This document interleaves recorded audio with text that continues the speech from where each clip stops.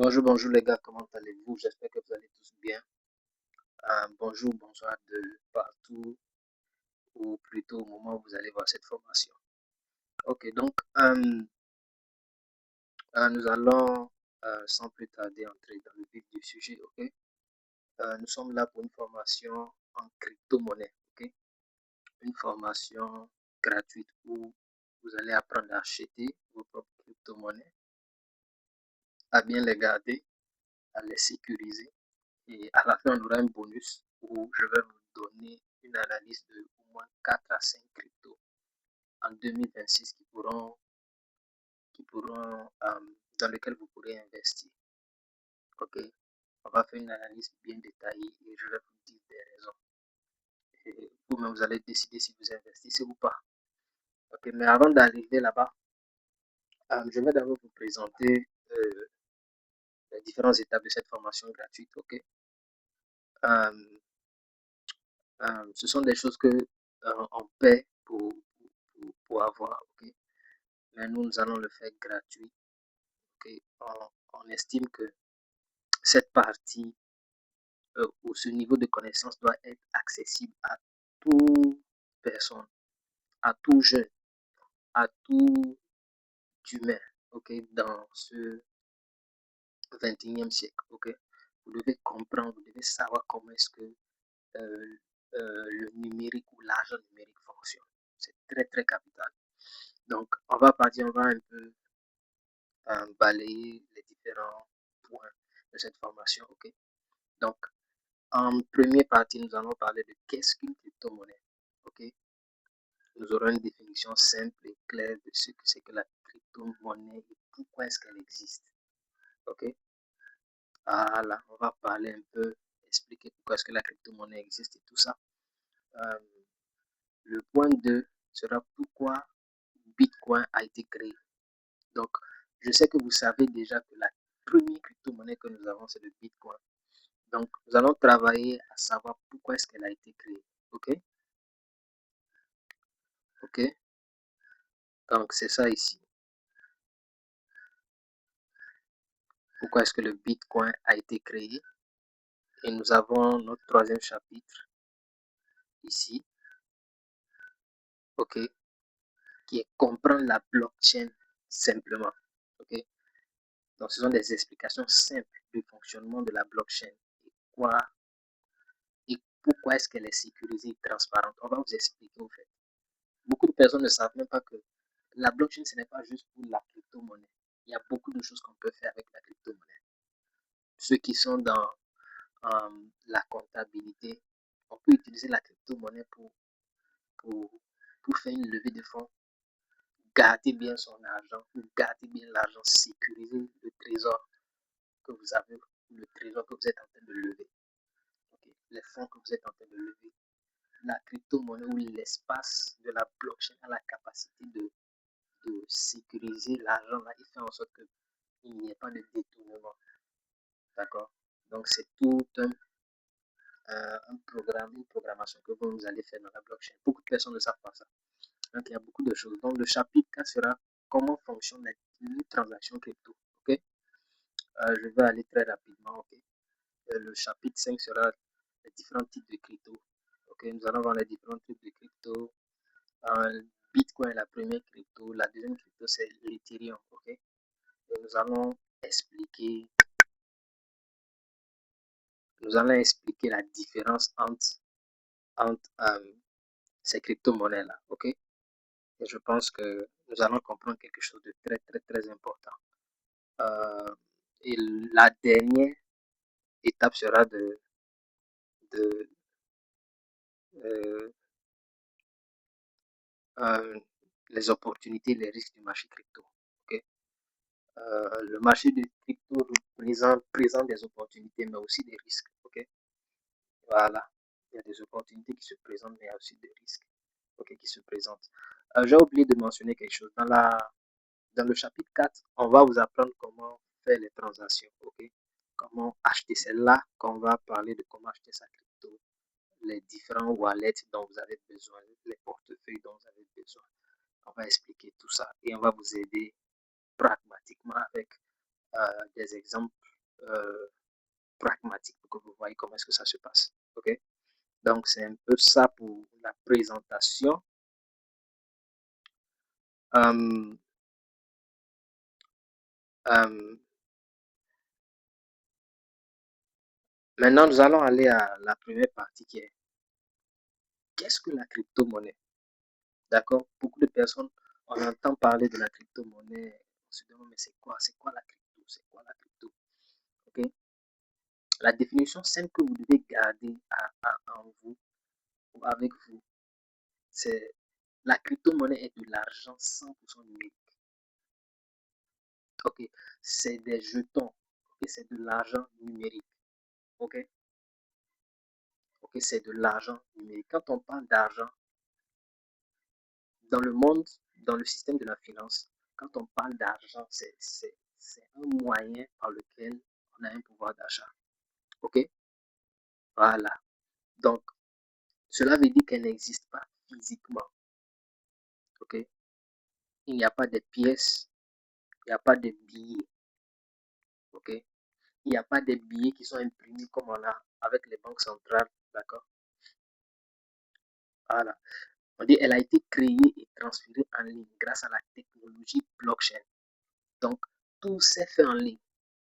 OK? L'auteur, celui qui avait créé la blockchain, on l'appelait Satoshi Nakamoto. Celui qui a créé plutôt le Bitcoin, la première monnaie euh, euh, de la crypto-monnaie que nous sommes en train de voir là-bas, qui est le Bitcoin. C'est Satoshi Nakamoto qui a créé ça. Je pense que c'est un japonais. Okay? C'est le nom qu'il a donné, mais jusqu'à présent, on ne sait vraiment pas c'est qui. Vous comprenez?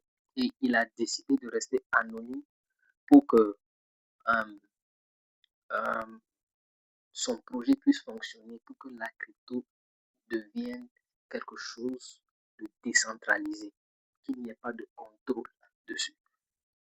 Ok, c'était ça le projet. Ok. Le chapitre 2 nous dit, le chapitre 2, disons le deuxième point nous dit pourquoi elle a été créée. Donc, le pourquoi de la crypto-monnaie. Pourquoi est-ce que la crypto-monnaie a été créée? La crypto-monnaie a été créée, ok, pour être une alternative aux monnaies traditionnelles qui sont contrôlées par les banques et les gouvernements. Ouais. La monnaie que nous avons, nous sommes en Afrique, nous sommes au Niger, nous avons le franc CFA. Okay. Ceux qui sont au Congo, ils ont le franc congolais. Ceux qui sont au Zimbabwe, ils ont le dollar. Ceux qui sont au Nigeria, ils ont le naira. Ceux qui sont au Ghana, ils ont le cedi. Ouais. Ces monnaies-là sont contrôlées par le pays. Okay. Il y a des banques centrales dans chaque pays qui contrôlent ces monnaies-là. Par exemple, le franc CFA, il y a ce qu'on appelle la BCAO, okay, qui contrôle ça. Ça, c'est la banque centrale qui contrôle le CFA. Est-ce que vous me suivez? Maintenant, c'est de la même manière. Le CFA est contrôlé, le CD est contrôlé. Toutes les monnaies que vous connaissez sont contrôlées par la banque du pays. Mais quand il s'agit de la crypto-monnaie, il n'y a pas de contrôle. C'est ce qu'on appelle décentralisé. Donc, il n'y a personne qui a la même mise sur ça. Ouais. Donc, c'est une alternative aux monnaies traditionnelles. Okay? Et elle permet des transactions rapides et très, très, très sécurisées. Vous me suivez? Les transactions sont très, très rapides et très sécurisées.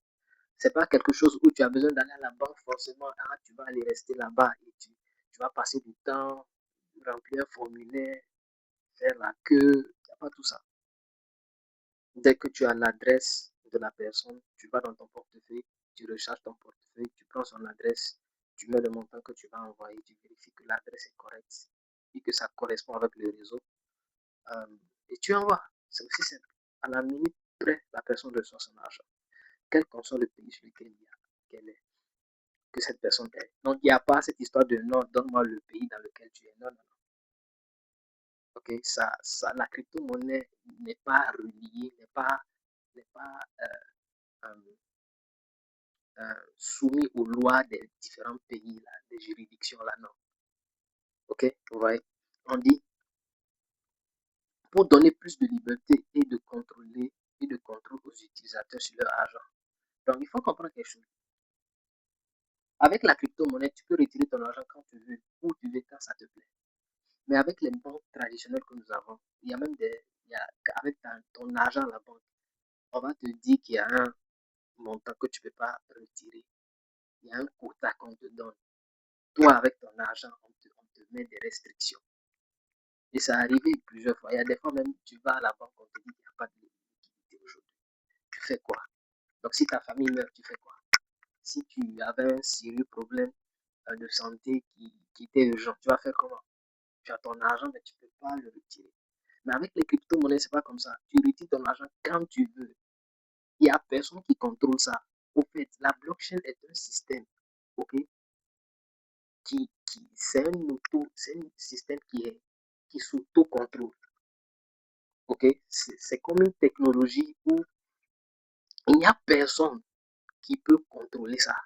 Ça a été fait d'une manière où elle est autonome.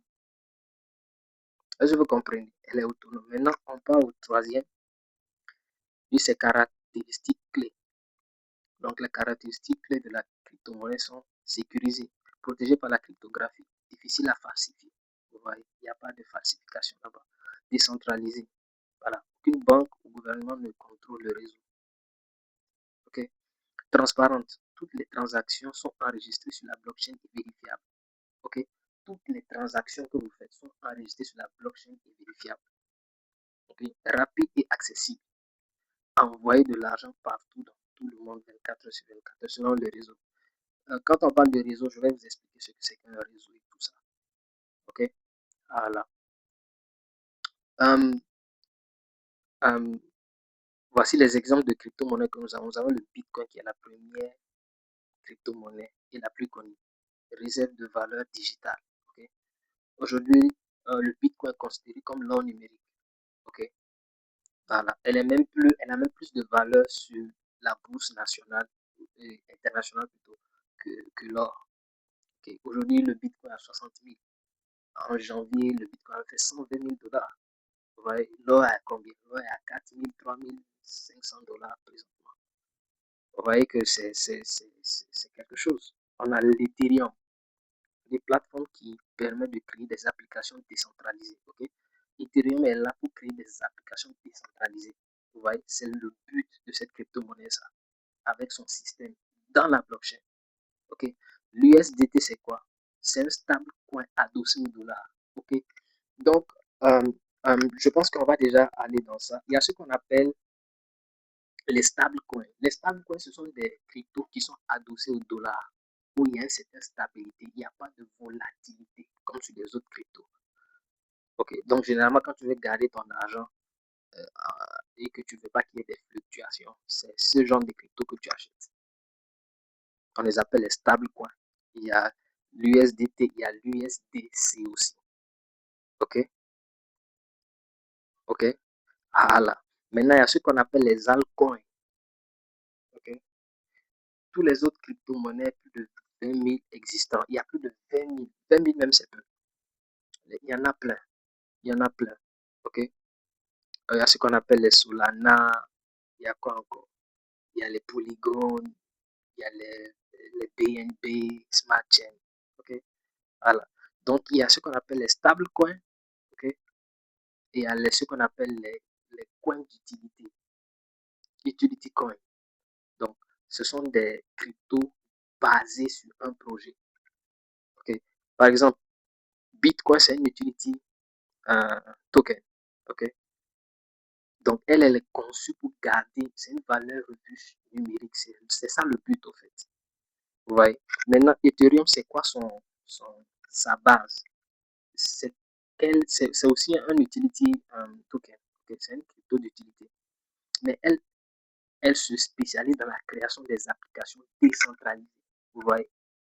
Donc, maintenant, toutes les personnes qui veulent créer des applications de finances décentralisées, ils utilisent Ethereum. Vous voyez? Donc, c'est un peu ça. C'est un peu ce qui se passe dans la crypto-monnaie. Euh, euh, Je pense qu'on a déjà fait le tour, hein. On a déjà fait le tour et on va se retrouver pour euh, la deuxième partie, ok? La deuxième partie où on va parler de comprendre la crypto-monnaie, la blockchain plutôt. On va comprendre ce que c'est, d'accord? Et on va expliquer un peu en profondeur pour que vous compreniez. Donc, sur ce, je vous retrouve dans la prochaine vidéo.